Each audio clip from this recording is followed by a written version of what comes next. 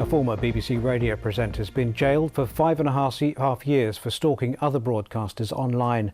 Alex Belfield from Nottingham used his YouTube channel along with emails and social media.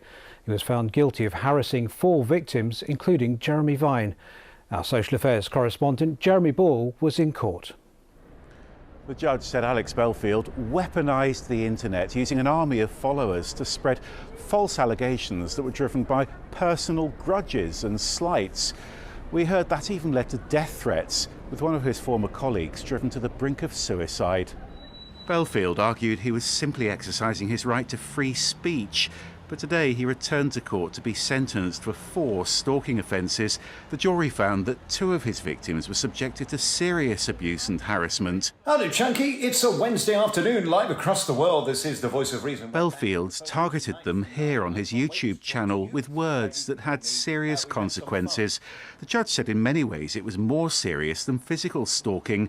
"You're entitled to express your views," Mr. Justice Siani told him, "but you're not entitled to destroy your victims' lives." Jeremy Vine here on BBC Radio 2. Jeremy Vine was the most high-profile victim. Belfield published Mr. Vine's home address and falsely accused Mr. Vine of stealing BBC licence payers' money for his friend's memorial event.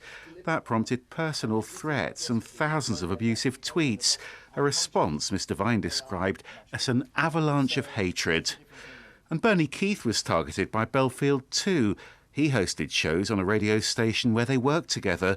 The judge said Mr. Keith was terrified by false allegations which turned him into a shell. They prompted death threats from some of Belfield's followers. He came close to taking his own life. But during Belfield's 5-week trial, he defended what he'd done. We must fight for free speech and the truth. Today, Belfield's barrister said he now has genuine remorse. And after seeing the distress of his targets in court, he now accepts they were victims. Jailing Belfield for 5.5 years, the judge also imposed a series of restraining orders. That means he can't try to contact his victims or accusers. He can't even monitor them online. And if he breaches those conditions, he could face an even longer jail term. Jeremy Ball, BBC Midlands Today, Nottingham.